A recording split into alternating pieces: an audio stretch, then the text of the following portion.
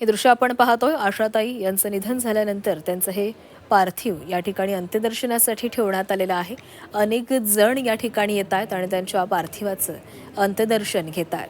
आज दुपारी 2 वाजेपर्यंत त्यांचं पार्थिव या ठिकाणी ठेवलं जाणार आहे आणि त्यानंतर 4 वाजता शासकीय इतमामामध्ये त्यांच्यावर अंत्यसंस्कार केले जातील. आशा भोसले या भारतीय संगीत विश्वातील एक अजरामर व्यक्तिमत्व होतं, ज्यांनी त्यांच्या बहारदार स्वरांनी मराठी आणि हिंदी चित्रपटसृष्टीवर अनेक दशकं राज्य केली. त्यांच्या निधनानं संगीत क्षेत्रावर, सिनेसृष्टीवर शोककळा पसरलेली आहे. त्यांचं अंत्यदर्शन घेण्यासाठी अनेक दिग्गज नेते मंडळी असतील, कलाकार असतील, ते या ठिकाणी येत आहेत आणि त्यांचं अंत्यदर्शन घेत आहेत. आज दुपारी 4 वाजता त्यांच्या पार्थिवावर अंत्यसंस्कार केले जाणार आहेत. काल आशाताई यांचं निधन झालं. त्यांच्यावर ब्रीच कँडी रुग्णालयामध्ये उपचार सुरू होते आणि या उपचारादरम्यान त्यांनीच अखेरचा श्वास घेतलेला आहे. त्यामुळे महाराष्ट्राचा सूर हरपला अशी भावना आज प्रत्येक जण व्यक्त करतोय.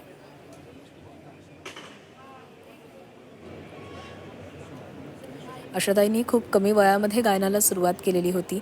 लहानपणी त्यांचा आवाज लता दीदींसारखाच होता, पण स्वतःची एक वेगळी ओळख त्यांनी निर्माण केलेली होती. केवळ मराठी चित्रपटसृष्टी नव्हे तर हिंदी चित्रपटसृष्टीमध्ये देखील त्यांनी अनेक गाणी गायली आणि ही गाणी आजही अनेकांच्या ओठांवर असतात. आजही ती गाणी तितकीच लोकप्रिय आहेत. तर आशा भोसलेंचं पार्थिव अंत्यदर्शनासाठी ठेवण्यात आलेलं आहे. दुसऱ्या बाजूला स्मशानभूमीमध्ये अखेरच्या निरोपाची तयारी केली जाते. संगीत क्षेत्रातील तारा निखळला अशी भावना आज प्रत्येक जण व्यक्त करतोय. आज देहरूपाने जरी आशाताई आपल्यामधून निघून गेल्या असल्या तरी त्या कायम आपल्यासोबत राहतील अशी भावना व्यक्त केली जाते. शासकीय इतमामामध्ये आज त्यांच्यावर अंत्यसंस्कार केले जाणार आहेत.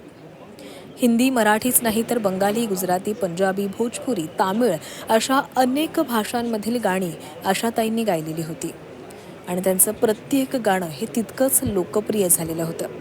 आशा भोसले यांनी अनेक हिट चित्रपटांमध्ये देखील गाणी गायली होती, त्यामुळे त्यांना मेलोडी क्वीन असं देखील म्हटलं जायचं. अगदी विविध जॉनर्समधून त्यांनी गाणी गायलेली होती, त्यामुळे आजच्या जेनझीच्या ओठांवर देखील त्यांची गाणी तरळत असतात. आपण बोलणार आहोत. आमच्या प्रतिनिधी मनश्री पाठक आपल्यासोबत जोडल्या गेलेल्या आहेत. मनश्री, आशाताईंच्या पार्थिवाचं अंत्यदर्शन घेण्यासाठी अनेक दिग्गज व्यक्तिमत्व या ठिकाणी येताना दिसतात. सध्या मी दादर इथल्या शिवाजी पार्क जवळच्या भागोजी कीर या स्मशानभूमीत आहे आणि याच ठिकाणी आशाताई भोसले यांच्यावरती अंत्यसंस्कार होणार आहे. अंत्यसंस्कारांची जी तयारी आहे मुंबई महापालिकेकडून केली जाते. ही तयारी जवळपास आता पूर्ण होते आहे. सगळ्यात महत्त्वाचं की लता मंगेशकर यांच्या निधनानंतर शिवाजी पार्क मैदानामध्ये त्यांच्यावर अंत्यसंस्कार करण्यात आलेले होते आणि आता आशा भोसले यांच्या निधनानंतर शिवाजी पार्कच्या या हिंदू स्मशानभूमीत भागोजी कीर नावाच्या या स्मशानभूमीत त्यांच्यावर अंत्यसंस्कार केले जाणार आहेत. इकडे जर आपण बघितलं तर जवळपास 500 अतिमहत्त्वाच्या व्यक्तींची आसन व्यवस्था इथे करण्यात येते.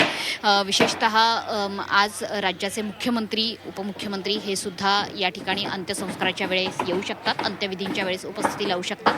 त्या दृष्टीने सुद्धा ही तयारी केली जाते. शिवाय कलाक्षेत्रातले जे महत्त्वाचे व्यक्ती आहेत, अनेक कलाकार आहेत, संगीतकार आहेत, अभिनय क्षेत्रातले अनेक व्यक्ती आहेत, ते सुद्धा या ठिकाणी येऊ शकतात. कारण अर्थातच सिनेसृष्टीला मंगेशकर घराण्याचं असणारं योगदान हे कालातीत आहे.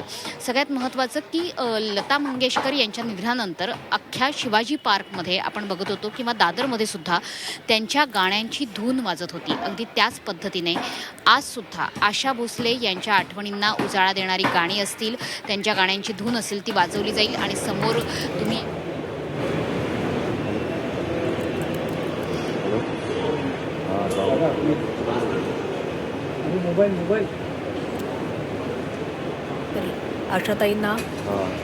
आशाताईंवर आज शासकीय इतमामामध्ये अंत्यसंस्कार केले जाणार आहेत. त्यांना सलामी दिली जाते.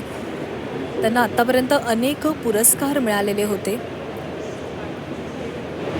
त्यांनी जे योगदान दिलेलं होतं संगीत क्षेत्रामध्ये, कला क्षेत्रामध्ये, त्यासाठी त्यांना आत्तापर्यंत अनेक पुरस्कार दिले गेले.